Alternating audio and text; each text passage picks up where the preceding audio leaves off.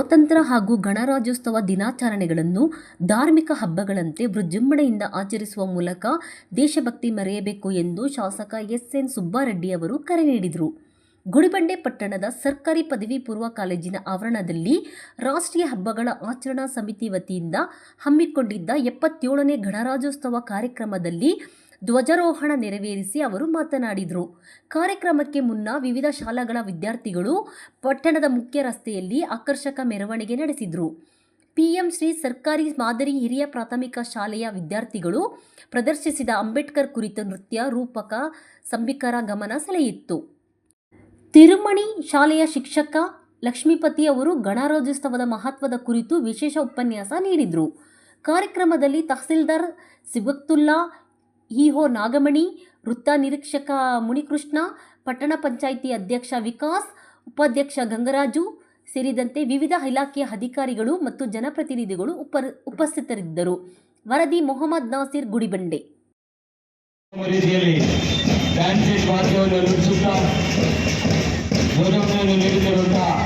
ಸರ್ಕಾರಿ ಮಾನವೀಯ ಮತ್ತು ಪ್ರೌಢಶಾಲೆಯ ವಿದ್ಯಾರ್ಥಿಗಳಿಗೆ ಎಲ್ಲ ಗಣ್ಯರ ಪರವಾಗಿ ಹಾಗೂ ಈ ಒಂದು ಕಾರ್ಯಕ್ರಮದ ಪರವಾಗಿ ತುಂಬ ಹೃದಯದ ಅಭಿನಂದನೆಗಳನ್ನು ಸಲ್ಲಿಸುತ್ತಿದ್ದೇವೆ.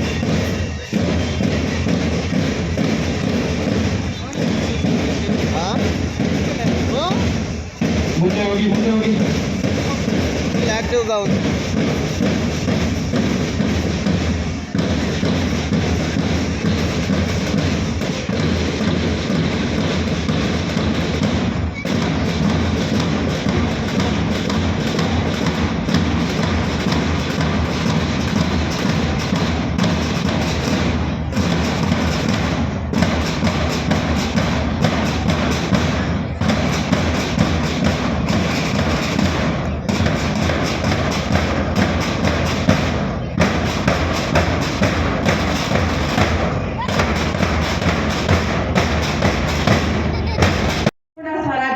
ಕಂಪ್ಲೀಟ್ ಇಂಡಿಪೆಂಡೆನ್ಸ್ ಅಥವಾ ಫಸ್ಟ್ ಟೈಮ್ ನಾವು ಆಚರಣೆ ಮಾಡೋಕೆ ನೆನಪಿನಾರ್ಥವಾಗಿ ನಾವು 26 1950ರಿಂದನೂ ಮಾಡ್ತಾ ಬಂದಿದ್ದೇವೆ.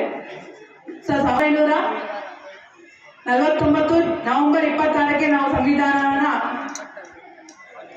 ಸಮರ್ಪಿಸಿಕೊಂಡ್ರು ಕೂಡ ಜಾರಿಗೆ ಬಂದಿದ್ದು ಮಾತ್ರ ಜನವರಿ 26 1950ರಿಂದ.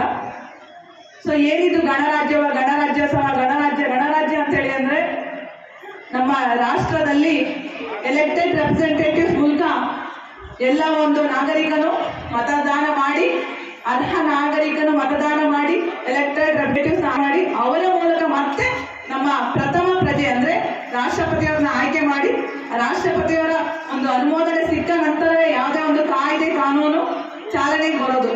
ಆ ರೀತಿಯಾಗಿ ಇರುವಂತ ರಾಷ್ಟ್ರವನ್ನ ನಾವು ಗಣರಾಜ್ಯ ಅಂತ ಹೇಳಿ ಕರೀತೇವೆ. ಸೊ ಆ ತರ ದೇಶದಲ್ಲಿ ನಮ್ಮ ದೇಶ ಕೂಡ ಒಂದು.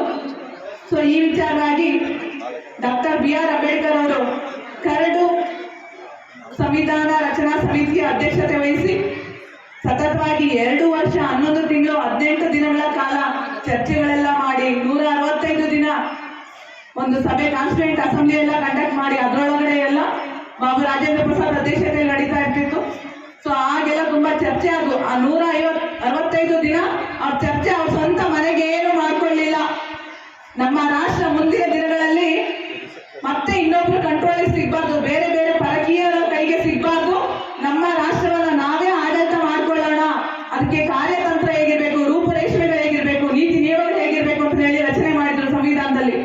ಪ್ರಿಯಾಂಬಲ್ ಅಲ್ಲಿ ನಮ್ಮ ದೇವೋದ್ದೇಶ ಎಲ್ಲ ಸಂಪೂರ್ಣವಾಗಿ ಹೇಗೆ ಇರಬೇಕು, ಈಕ್ವಾಲಿಟಿ ಹೇಗೆ ಇರಬೇಕು, justice, equality of status, opportunity, justice of social economic and political ತುಂಬಾ ಡೀಟೇಲ್ ಆಗಿ ಬರ್ತಿದ್ದಾರೆ.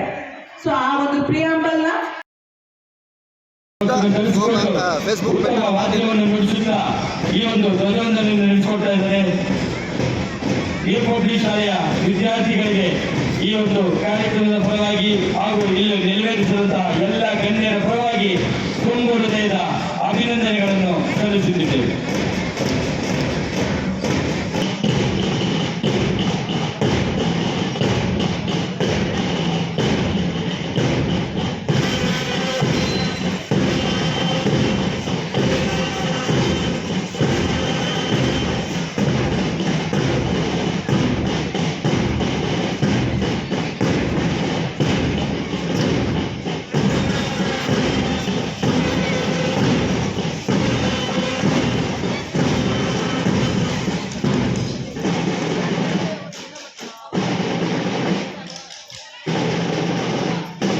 ದೇಶದಲ್ಲಿ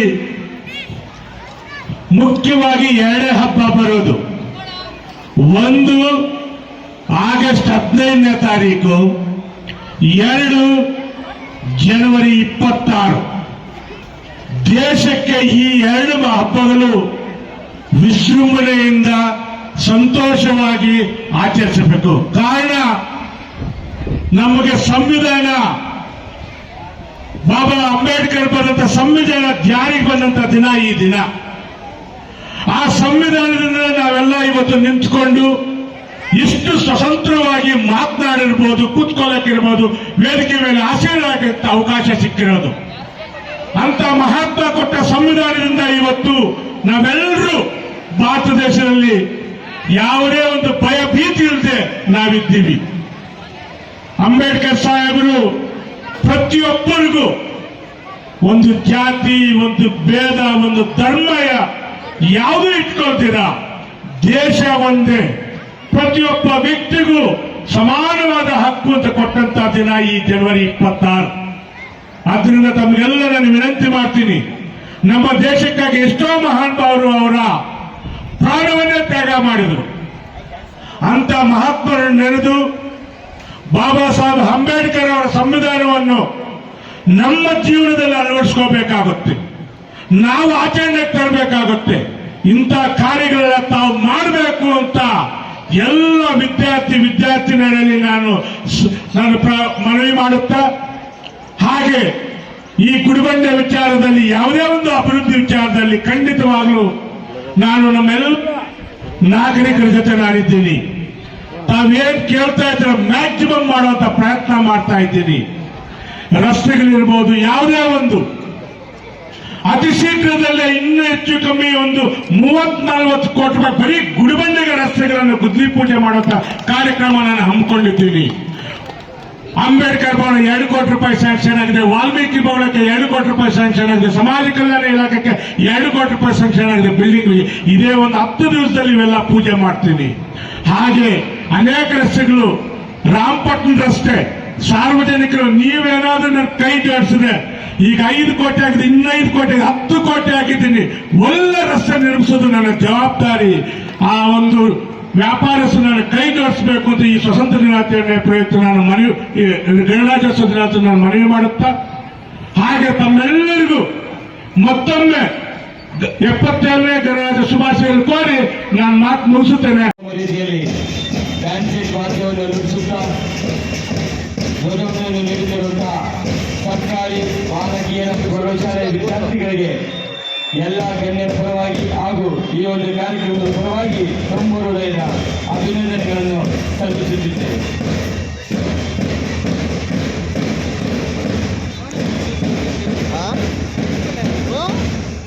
ಮುಂದೆ ಹೋಗಿ